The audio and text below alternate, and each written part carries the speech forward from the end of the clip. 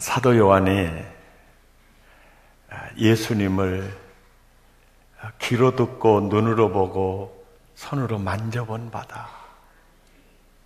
그분 때문에 그 사도 요한이 너무 행복했거든요. 그래서 너무 행복하고 너무 좋아서 그 예수님을 전하고 싶어서 요한복음을 기록을 합니다. 천 입을 떼면서 태초에 말씀이 계시니라. 이 말씀은 하나님이시라. 이 말씀이 곧 예수님이신데 만물이 예수님으로 말미암아 지어졌고 그 어느 것 하나도 예수님으로 말미암아 지어지지 않은 게 없다. 이 말은 예수님이 인간을 지으셨다. 나를 지으셨다. 자기가 창조한 자기 땅에 자기가 지은 자기 백성을 찾기 위해서 그분이 이 땅에 오셨는데 그분 안에 생명이 있었고 그분은 빛이었다. 그래서 내가 그분 때문에 밝아졌다. 율법은 모세로 말미암아 나왔지만 은혜와 진리, 죄 사함과 그리고 행복을 누리는 하나님의 나라를 누리는 그 자로 세워가는 진리는 그분에게서 나왔다. 그러면서 오늘 본문은요, 구원이 이루어지기 위해서는 하나님의 나라가 내게 임하기 위해서는 내가 영광스러운 하나님의 자녀가 되기 위해서는 꼭 두 가지가 필요해요. 두 가지가. 근데 그 중에 한 가지가 뭐냐면 구세주. 내 죄를 해결해주는 내 죄 대신 그 죄값을 치러주는 제물이 필요하고요. 또 한 가지는 그 기쁜 소식을 전해주는 증언자예요. 그래서 하나님의 나라가 내게 임하고 죽었던 영혼이 살아나고 구원받게 되는 그 과정에 꼭 이 둘이 필요해요. 둘이. 하나는 제물이고 하나는 그 제물을 전해주는 증언자예요. 이 둘에 의해서 하나님의 나라가 임하게 되고 우리가 구원을 받게 된다. 그것을 오늘 사도 요한이 이 본문을 통해서 주시는 말씀이 바로 그 말씀이에요. 오늘 성경에 보면 여러분 29절에 어린 양에다 동그라미를 쳐놓으세요. 한 번만 치지 말고 한 10번 막 동글동글. 볼펜이 없으면 입술에서 아모레 고추장을 떼다가 발라놓으세요. 어린 양. 그 다음에 32절에 비둘기 못 날아가도록 아주 동그라미를 막 쳐놔요. 괜찮아요. 또 성경 사면 돼요. 그리고 34절에 하나님의 아들을 동그라미를 치세요. 하나님의 아들. 예수님을 전하면서 그러는 거예요. 보라, 세상 죄를 지고 가는 하나님의 어린 양이로다. 예수님은 어린 양 되기 위해서 오신 분이세요. 그리고 예수님이 세례를 받을 때 성령이 예수님에게 임하는데 비둘기가 이렇게 내려앉는 그런 모습을 통해서 성령이 임하는 걸 보여주는 거예요. 이게 비둘기. 그 다음에 세례 요한이 세례 베풀 때 성령이 예수님에게 비둘기 형체로 임하는 걸 보고 그러는 거예요. 이분이 하나님의 아들이다. 이렇게 외치는 거예요. 근데 이스라엘 백성들에게는요, 보라, 저분이 어린 양이다. 그러면 딱 두 가지 생각이 나요. 하나는 지금 현재 살고 있는 이 팔레스틴 땅으로 이주하기 전에 원래 이스라엘 백성은 애굽이라는 나라의 노예로 살았어요. 근데 애굽의 바로가 노예를 놔주지 않은 거예요. 그러니까 출애굽기에 보면 10가지 재앙이 쏟아지는데 마지막 재앙이 장자가 죽는 재앙이에요. 그럴 때 이스라엘 백성들에게 모세를 통해서 하나님이 알려줘요. 어린 양을 잡아서 고기는 먹고 피는 문설주와 임방에 발라놔라. 그러면 내가 진노하는 재앙을 내릴 때 그 피를 보면 넘어가리라. 이 메시지를 들은 이스라엘 백성들 중에 두 종류로 나눠지는 거예요. 뭐 그러려고 그러고 어린 양 아깐디 어떻게 어린 양을 잡겠어? 그래갖고 안 잡았대요. 그런데 애굽인들 중에 또 애굽인이 아니에요. 그 모압이나 암몬 사람 중에 거기 노예로 사는 사람 중에 이 말을 들었던 이 사람들이요. 야야, 아무래도 뭔 일이 있을 것 같아. 저 어린 양 잡아가지고 고기는 먹고 피는 막 문설주에 바르더라고. 우리도 한번 해보자. 그래가지고 애굽인이나 모압인이나 다른 나라 사람도 이걸 듣고 그렇게 했대요. 그래 이제 그날 밤에 장자를 치는 재앙이 나타나는데 애굽인이라도 어린 양의 피가 문임방과 문설주에 있으면 넘어갔대요.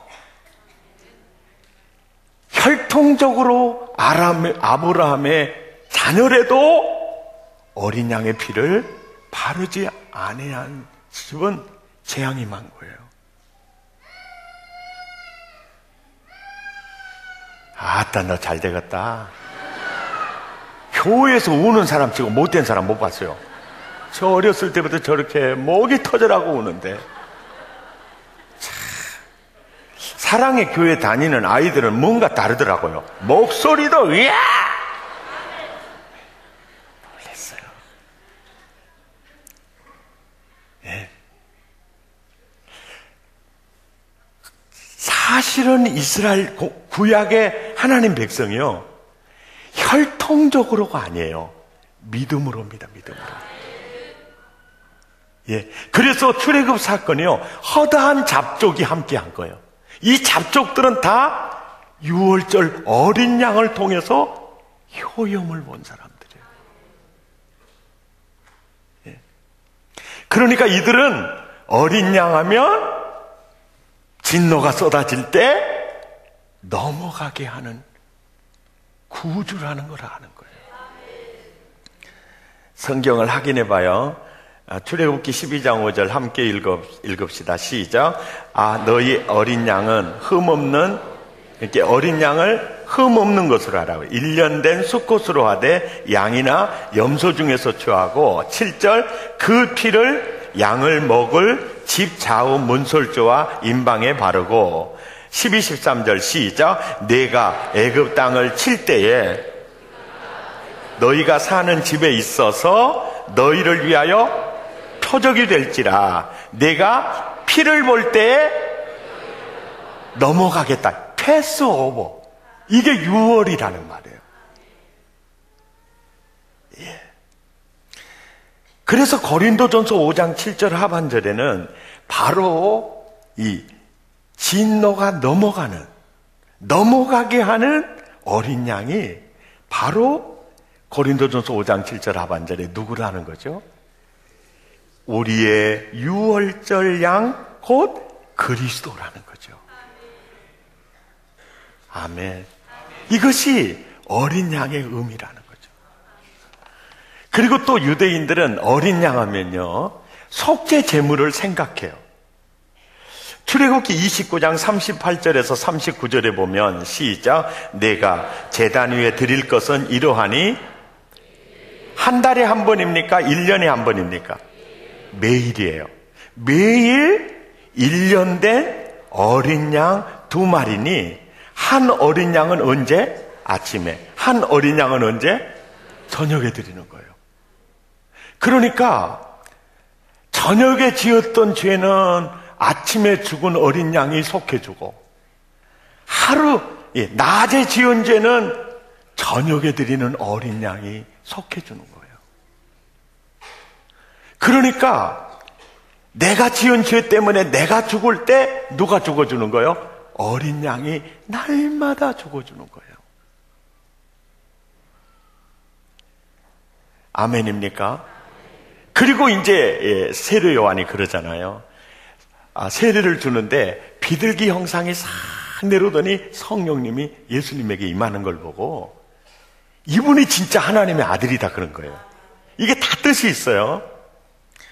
자, 요한복음 1장 32절 시작. 요한이 또 증언하여 이르되 내가 보매 성령이 비둘기같이 하늘로부터 내려와서 그의 위에 머물렀더라. 나도 그를 알지 못하였으니 나를 보내어 물로 세례를 베풀라 하신 그이가 나에게 말씀하시되 성령이 내려서 누구 위에든지 머무른 것을 보거든 그가 성령으로 세례를 줬잖아요.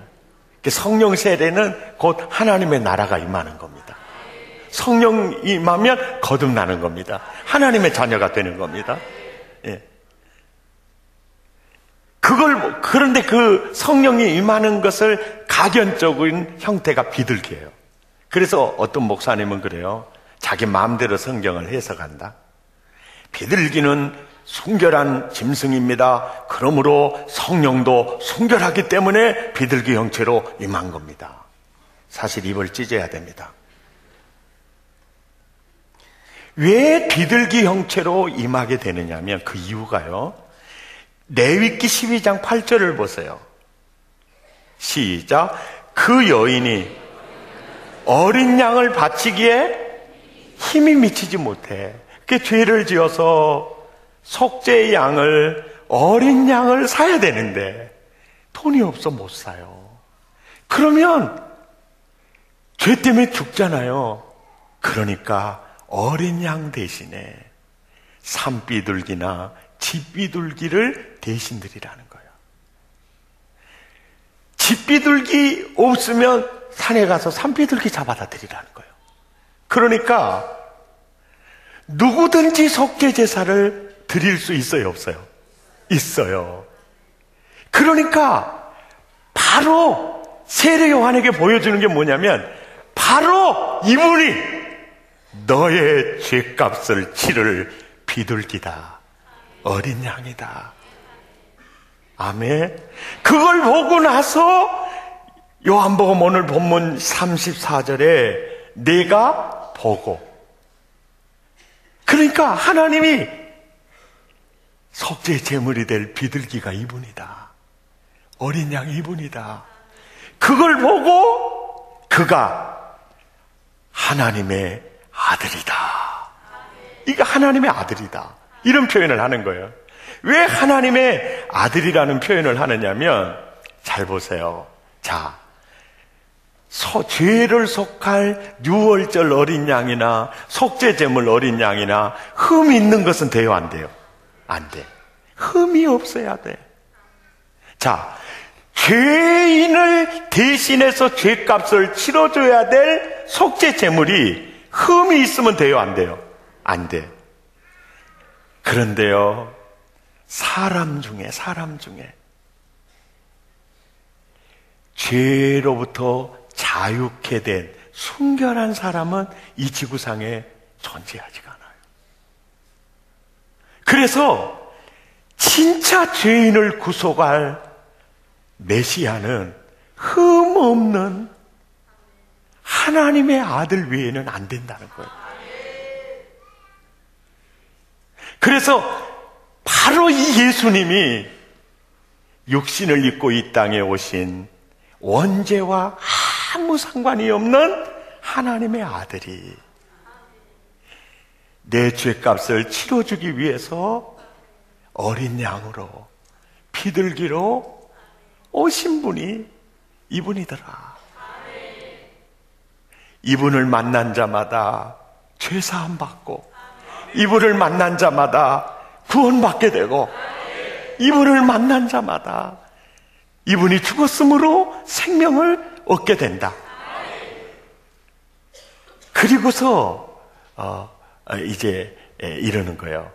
그래서 사람이 구원받으려면 어린 양, 제물이 있어야 하고, 그 다음에 십자가 지신 예수 그리스도, 어린 양 되신 예수 그리스도를 전해주는 자에 의해서 하나님의 자녀로 태어나는 거예요. 이것이 바로 오늘 본문 이제 35절부터입니다. 시작. 또 이튿날 요한이 자기 제자 중 한 사람과 두 사람과 함께 섰다가 예수께서 지나심을 보고 말하되, 보라, 저분이 우리의 속죄 제물이다. 저분이 어린 양이다. 저분이 하나님의 아들이다.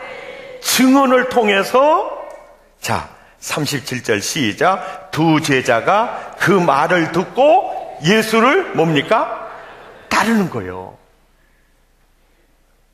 그러니까 따라서 합시다. 나의 구원은 속죄 제물이 있고 십자가 복음을 전해주는 사람에 의해서 이루어진 거예요. 근데 우리는 대부분 생각할 때 우리들의 역할을 별로 그렇게 중요하게 생각하지 않는 거예요. 하나님은 사람을 통해서 위대한 일을 이루어 가십니다. 사람으로서는 속죄 제물이 될 자가 없어요. 그래서 하나님의 아들이 육신을 입고 이 땅에 오신 겁니다. 이것이 말씀이 육신이 되어 이 가운데 오시는 주님을 얘기하는 거예요.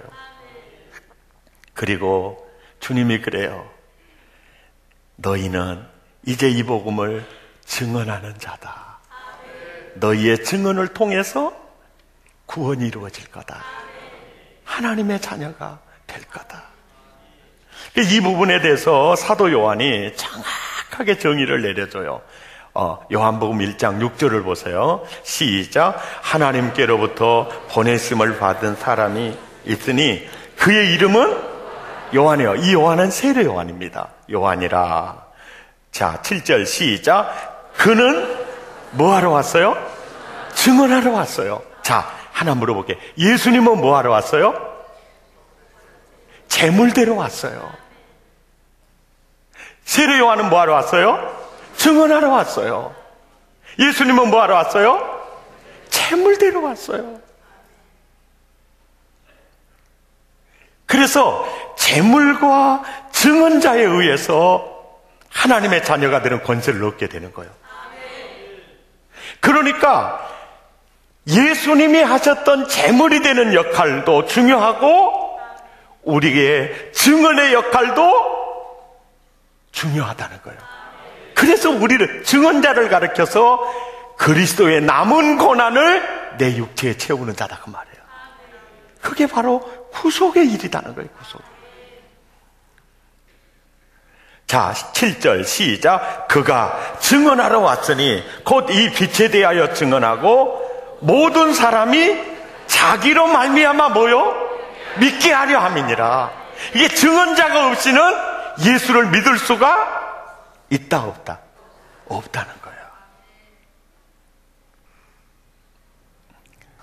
8절입니다. 시작. 그는 이 빛이 아니요 이 빛에 대하여 증언하러 온 자라. 그러니까 구원은 따라서 합시다. 제물과 증언자에 의해서 이루어지는 거예요. 그래서 이 사실에 대해서 바울은 로마서 10장 14절에 이렇게 말합니다. 함께 읽을까요? 그런즉 그들이 믿지 아니하는 일을 어찌 부르리요? 자, 보세요. 듣지도 못한 일을 어찌 믿으리요? 듣지 못하면 믿을 수 있어요, 없어요? 없어요. 전하는 자가 없이 어찌 들으리요? 이것이 우리가 증언의 역할이 얼마나 중요하냐. 아멘입니까? 잘 들어보세요. 이디오피아 국고성을 맡은 내시가 지나가고 있어요. 그런데 그냥 가서 하나님이 예수 믿으면 너 구원받아 이렇게 안 해요.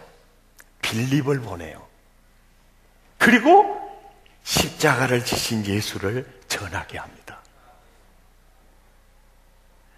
고넬료가 사도행전 10장에 나오거든요. 로마인이에요. 그는 유태교인입니다. 기도 시간에 기도하고 구제하는 일도 많아요. 근데 예수를 몰라요. 그 기도 시간에 응답이 와요. 너 요바에 사람 보내요? 베드로를 초청해다가 십자가 복음을 들으라는 거예요. 베드로가 가서 증언할 때 하나님의 나라가 임한 거예요. 여러분 사도행전을 보세요. 사마리아 성에요, 하나님의 나라가 임하게 되는 게 빌립에 가서 전할 때예요.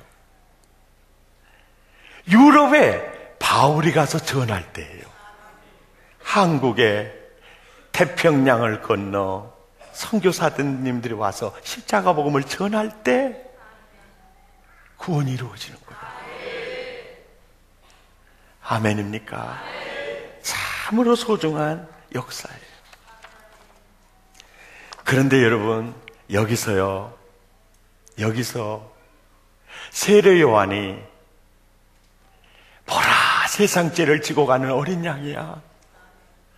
증언하지 않았으면, 따라서 합시다. 안드레도, 사도 요한도 그분을 알 수가 없어요. 오늘 간증하신 자매님 있잖아요. 오늘 간증하신 자매님도 보세요. 학생 시절에 교회 다닌 적 있죠. 거기도 혼자 누군가가 전하는 자가 있었을 거예요. 또 있죠.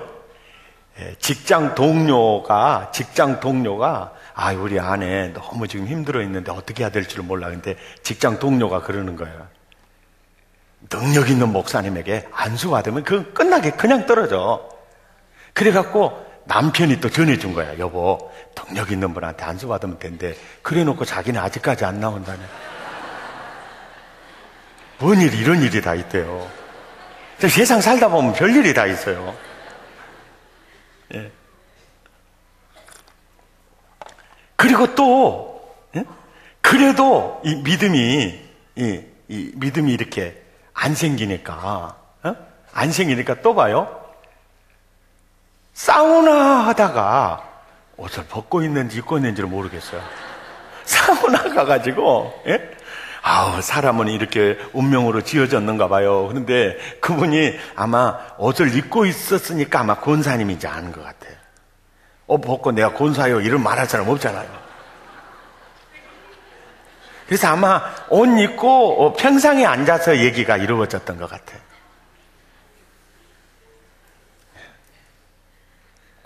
절대 아니라고. 하나님이 운명을 만들어 가신다고 말이에요.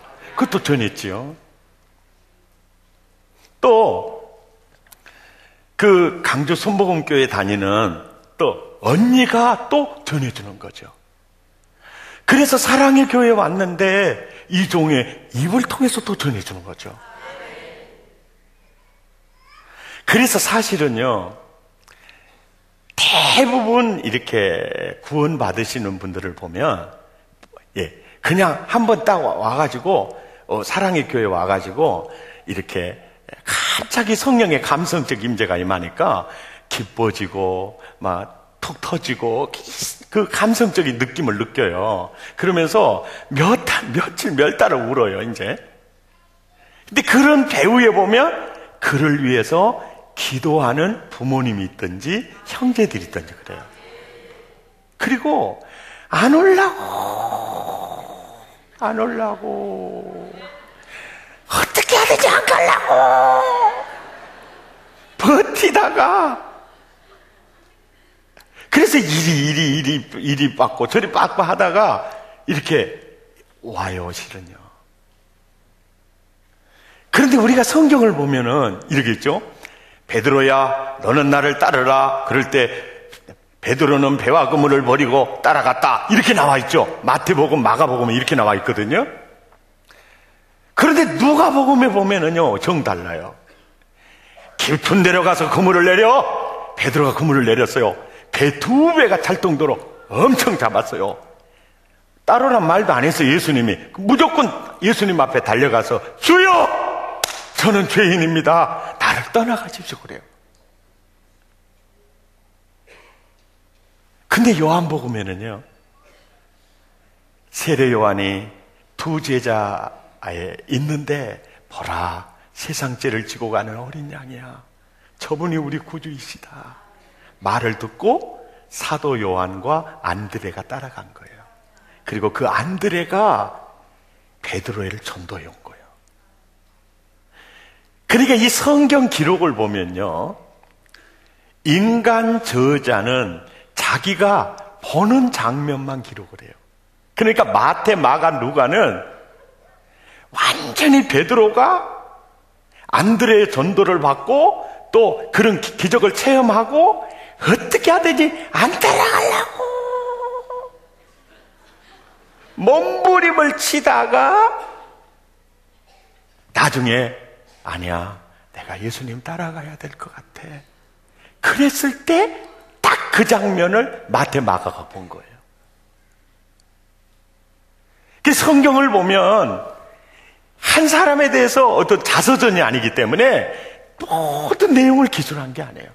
그래서 마태, 마가, 누가, 요한복음에 베드로가 구원받는 걸 보면 다양한 면이 있어요. 자기가 본 면만 기록을 하는 거예요. 이걸 보니까 베드로도 하루아침에 그냥 구원받는 게 아니에요. 우리가 전도할 때도 그래요. 예수 믿읍시다.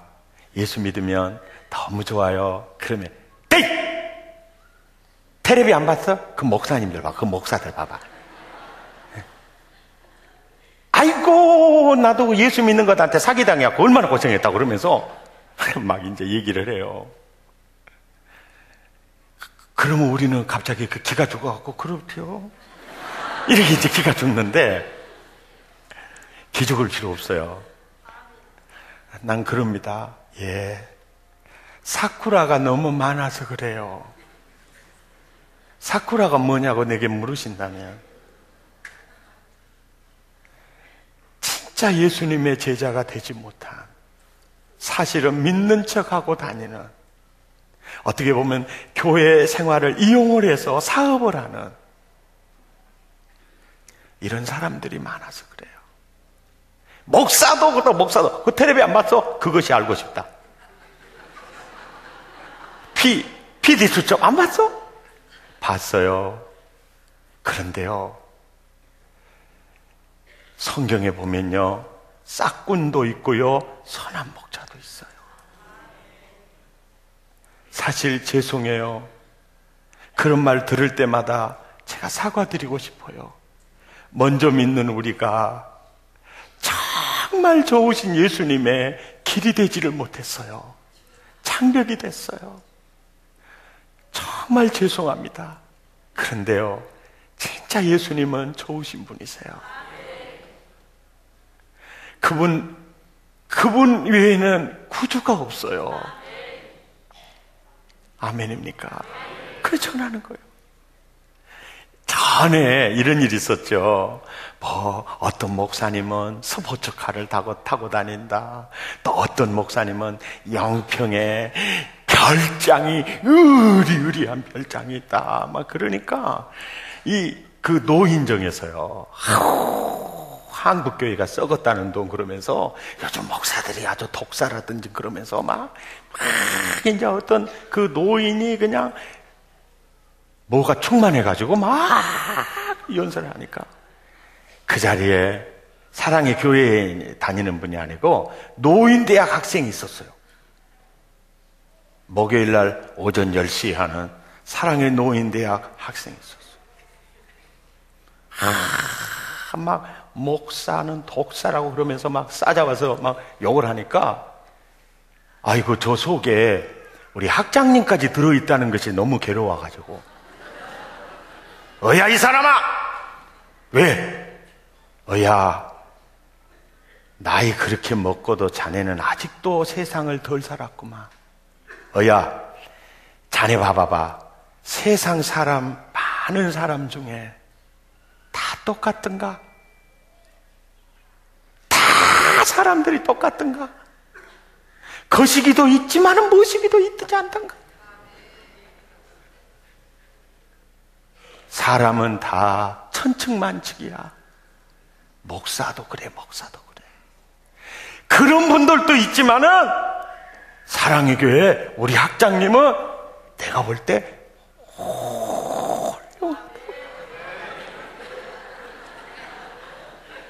와, 노인대학 해야 되겠더라고요. 얼마나 기쁩니까? 얼마나 기쁩니까? 네. 근데 사실 먼저 믿는 우리들이요, 진짜 주의 길이 되지 못했어요. 주님 만나는 장애물이 돼 있어요. 장벽이 돼 있어요. 죄송합니다. 옆 사람 눈을 좀 쳐다봐 주세요. 집이는 어떠시냐고 물어봐 주세요. 한 번 더 인사 안 한 사람한테 집이는 장벽이냐고 통로냐고 물어봐요.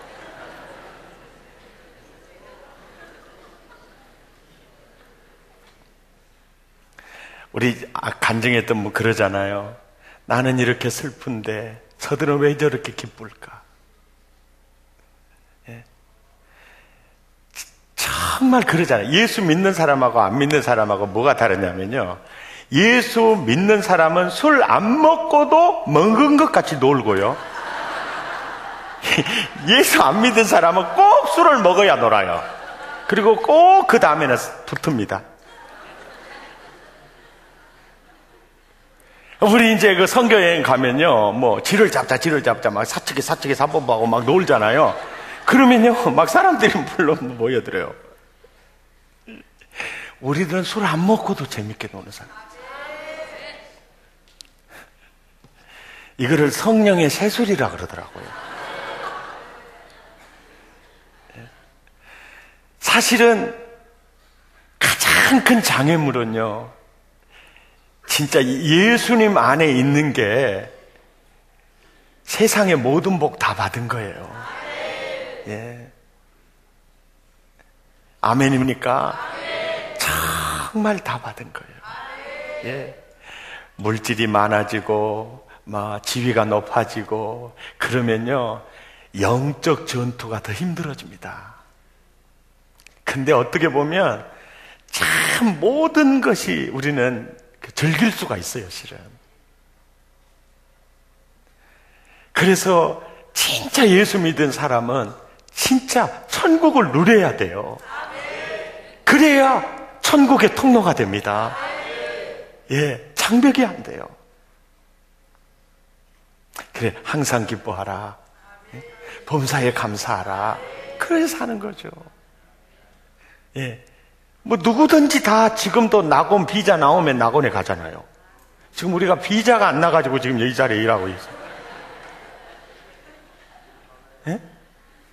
사실 우리는요, 세상과 싸우지요, 또 질병과도 싸우지요, 또 경제적인 여건과 많이 싸우지요. 비자만 나오면 잘 있거라, 나는 간다. 은행아, 잘 있거라.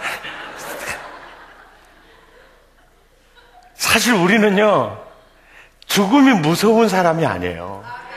아, 비자 나왔구나. 드디어 이제 나왔구나. 예수 안에 있는 사람은 하나님의 아들이잖아요. 하나님의 가족이죠. 하나님이 내 아버지시죠. 어디 가서 자본금 얼마나 됩니까? 그럼 무조건 짱짱합니다 그래요. 아니, 내가 보니까 별로 안 짱짱하게 보이는데, 예, 우리 아버지가 짱짱합니다. 당신 아버지가 누굽니까? 그러면 차차 알게 될 겁니다. 이제. 거기서 하나님 그러면 미친놈이라 그래요, 또.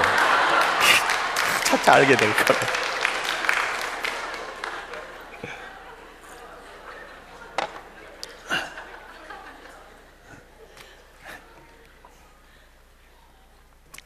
아멘입니까? 예. 그래서 사실은요, 내가 정말 장벽인가 통로인가. 루터는 이런 말을 해요. 신앙생활이란 날마다 세례받는 거다. 날마다 예수님과 함께 죽고 예수님과 함께 살아나는 거다. 날마다 죽는 거다. 신앙생활이란 날마다 세례받, 날마다 예수님과 함께 죽고 새로 태어나는 거예요. 아멘이죠. 그 내 껍질, 그게 벗어지면 예수님의 길이 되죠. 참 주님의 길이 됩니다.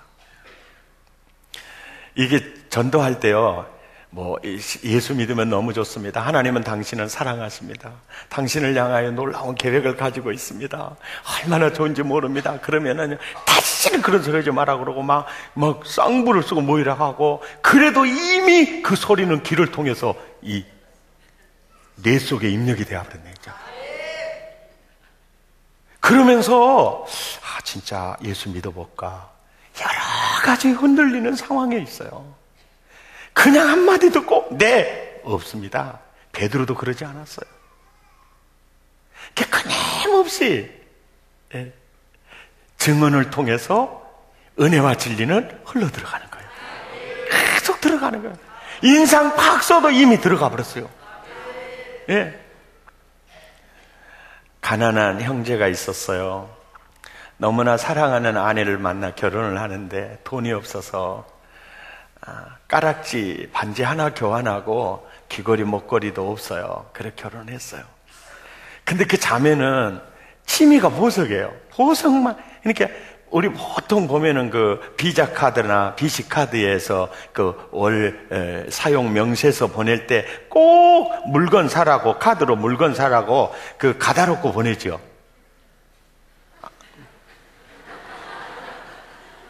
예? 그러면은 어떤 사람은 속옷이 아주 속옷의 그 매니아들이세요. 그 사람들은 다른 거 안 봐. 맨 그것만 보고 있어요. 근데 이 여자 것을 남자가 보고 있으면 진짜 그 사람 변태에 가까운 사람이에요. 예. 그래서 너무 사이즈가 있는 사람들은 남편 못 보게 그거 쓰레기통에다 집어넣어버리더라고 보니까. 나는 이렇게 베들레헴인데 이 S라인이 웬 말이냐 쫙 찢어가지고 딱 넣어버려요. 근데 그 안에는요, 보석이, 그 보석 나오는 부분만 그렇게 보고 있는 거예요. 그럴 때 그 남편이 마음이 너무 안 좋았어요. 야, 진짜 내가 해주지 못해서 너무 마음이 아팠어요. 여보, 그 보석 갖고 싶어? 너무 예쁘다. 내 손가락하고 딱 맞겠다. 막 이러는 거예요. 아주 환장해 갖고 있는 거예요. 그럴 때 참 이런 남편 멋지잖아요, 사실.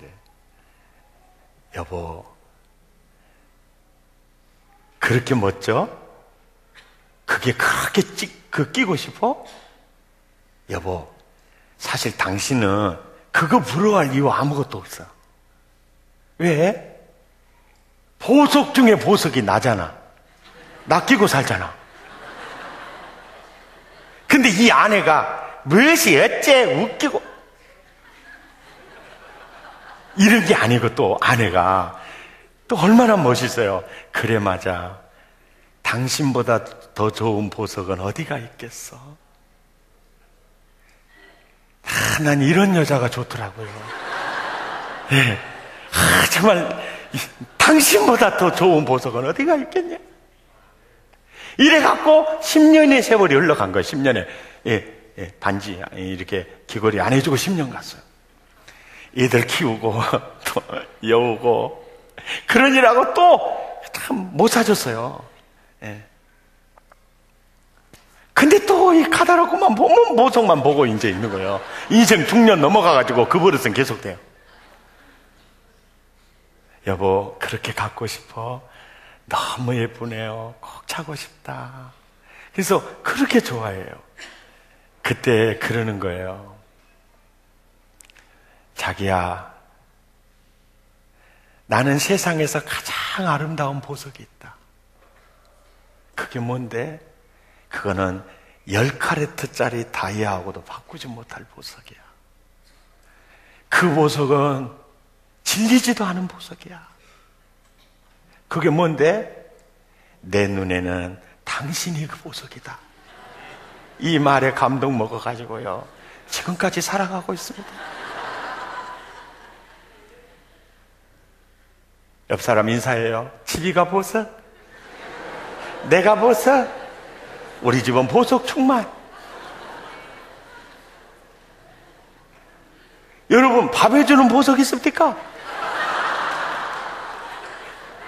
또 누구는 그런다. 내가 보석이잖아. 그러면 도박도 아니에요. 그러고 또 이게 보석을 도박으로 알고 사는 사람하고 보석을 진짜 보석으로 알고 사는 사람하고 행복지수가 달라요. 아니, 설교하다가 멘보석?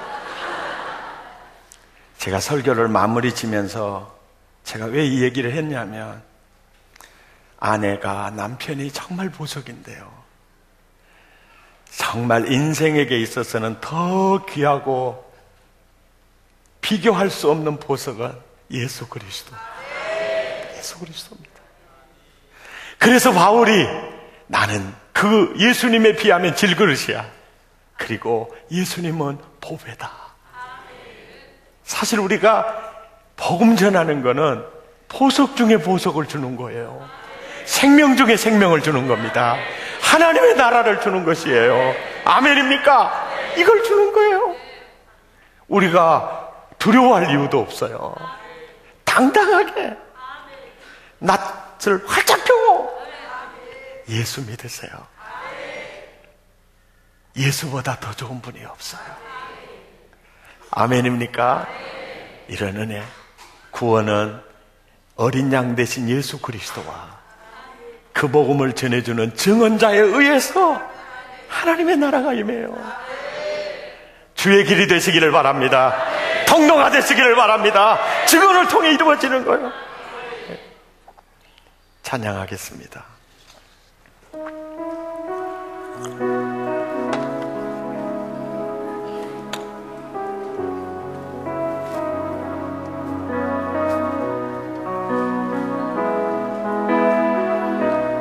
내가 주님 앞에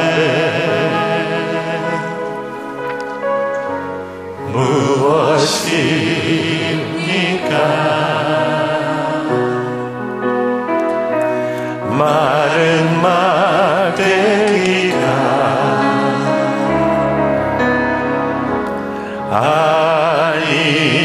아니니까.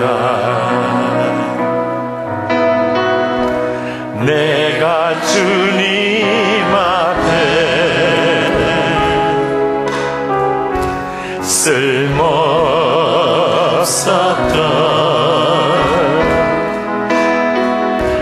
다 남은 죄가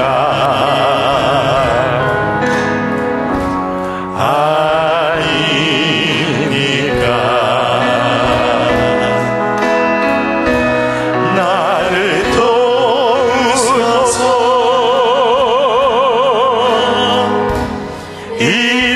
일으키소서. 나와 동행하사 힘 주시고 내 영혼 주님 안에 쓰임받게 하시고 주 위한 사명을 감당케 하소서. 주 위한 사명을, 주 위한 사명을 감당케 하소서. 주 위한 사명을 감당케 하소서. 주 위한 사명이 뭡니까? 증언하는 사명입니다. 주 위한 사명을 감당케 하소서. 아멘입니까? 우리 함께 결단의 기도 드리겠습니다. 하나님, 은혜와 진리가 흐르는 통로가 아니라 내가 장벽입니다.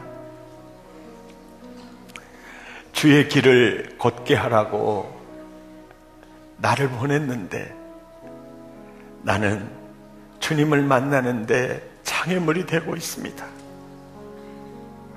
하나님, 날마다 세례받는 삶을 살기를 원합니다. 예수님과 함께 날마다 죽기를 원합니다. 그리고 새롭게 태어나기를 원합니다. 어느 누구도 증언자가 없이는 복음을 들을 수가 없고, 듣지 못하면 믿을 수 없고, 사람을 통해서 일하시는 주여, 이 시대의 세례 요한으로 광야에 외치는 소리로 주의 길을 예비하라는 종들로 세워주심을 감사합니다. 나를 통해서 은혜와 진리가 흘러들어가기를 원합니다.